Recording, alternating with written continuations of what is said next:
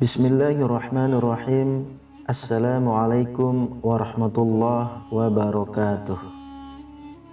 Syukur alhamdulillah, senang sekali rasanya kita bisa berjumpa lagi di channel ini. Sholawat dan salam selalu dan tetap tercurahkan kepada junjungan kita Nabi besar Muhammad sallallahu alaihi wasallam. Allahumma sholli ala sayyidina Muhammad wa ala ali sayyidina Muhammad. Sahabat beriman yang dirahmati Allah, sebagai seorang muslim, kita diwajibkan untuk beribadah kepada Allah. Tujuan beribadah tidak lain adalah untuk diri kita sendiri, supaya kita bisa meraih keselamatan dan kebahagiaan dunia dan akhirat.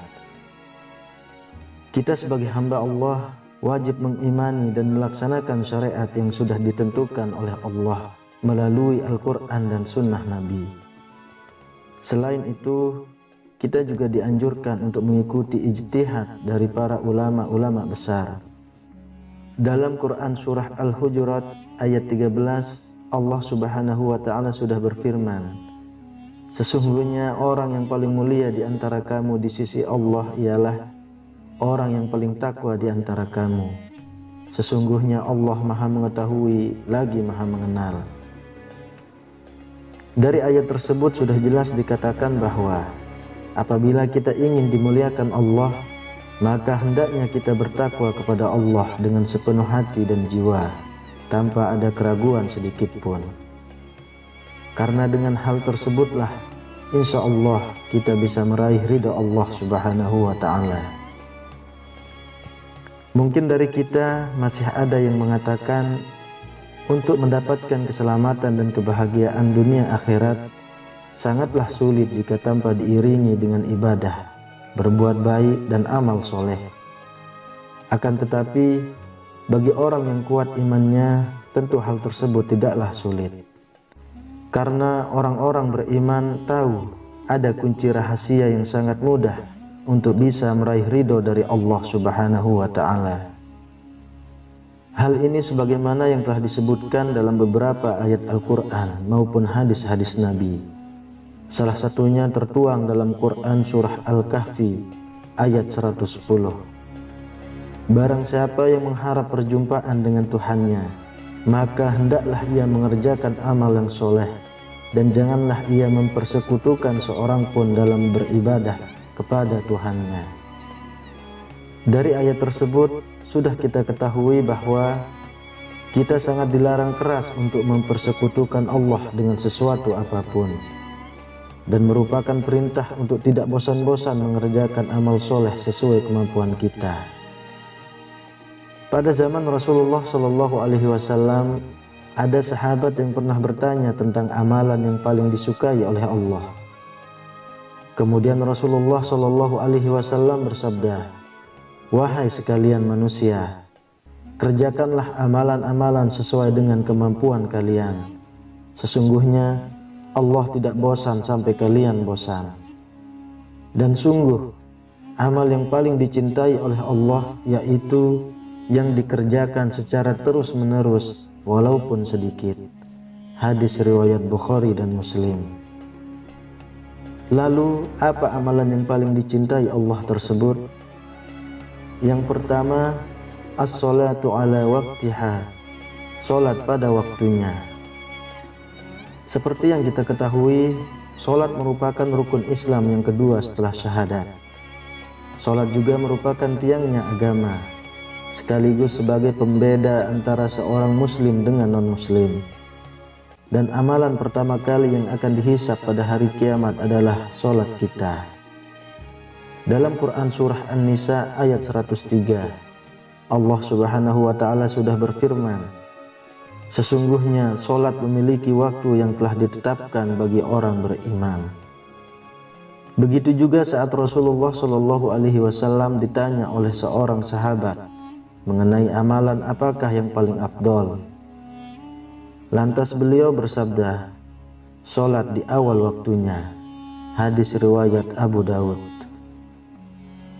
Ini menunjukkan bahwa kita sangat dianjurkan untuk mengerjakan sholat tepat pada waktunya. Karena dengan menjaga sholat dengan tepat waktu, insya Allah kita bisa meraih ridho sekaligus akan dicintai oleh Allah Subhanahu wa Ta'ala. Lalu yang kedua, birrul walidain, berbakti kepada orang tua. Dalam Quran surah Al-Ahqaf ayat 15, Allah Subhanahu wa Ta'ala sudah berfirman, "Kami perintahkan kepada manusia supaya berbuat baik kepada dua orang ibu bapaknya. Ibunya mengandungnya dengan susah payah dan melahirkannya dengan susah payah pula." Dari ayat tersebut sudah jelas dikatakan bahwa kita diperintahkan untuk berbakti kepada kedua orang tua dan selalu mendoakan mereka dengan doa yang baik. Karena pengorbanan orang tua yang melahirkan kita tidak bisa dibayar dengan harta meski sebanyak apapun.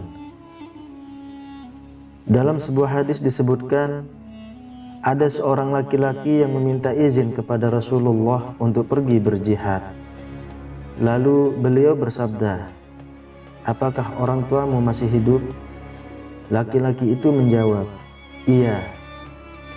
Rasulullah Shallallahu Alaihi Wasallam bersabda, "Kalau begitu datangilah keduanya dan berjihadlah dengan berbakti kepada mereka." Hadis riwayat Bukhari dan Muslim.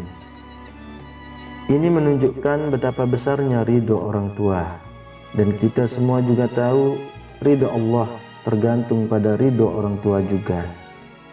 Oleh karena itu, sayangi dan hormatilah kedua orang tua kita, karena dari hal tersebut insya Allah kita bisa mendapat ridho dari Allah Subhanahu wa Ta'ala. Kemudian yang ketiga, al-jihadu fi sabilillah, jihad di jalan Allah. Dalam Quran surah Al-Hajj ayat 78, Allah Subhanahu wa Ta'ala sudah berfirman, "Berjuanglah kalian di jalan Allah dengan perjuangan yang sebenar-benarnya." Yang dimaksud berjihad dalam hal ini bukanlah berperang melawan musuh dengan senjata. Akan tetapi, penafsiran berjihad di jalan Allah sangatlah luas. Para ulama mengatakan, menuntut ilmu agama termasuk dalam bagian berjihad. Melawan hawa nafsu juga termasuk berjihad, dan masih banyak yang lainnya. Oleh karena itu, kita sebagai umat muslim dituntut untuk meluaskan pemikiran dalam memaknai kata jihad. Apalagi di era yang serba modern seperti ini, jika kita masih berpikiran sempit, bisa-bisa malah kita sendiri yang terjerumus dalam keburukan dan kesesatan. Semoga Allah selalu melindungi umat muslim semua dari segala macam keburukan dan kemaksiatan. Amin ya rabbal alamin. Assalamualaikum warahmatullahi wabarakatuh.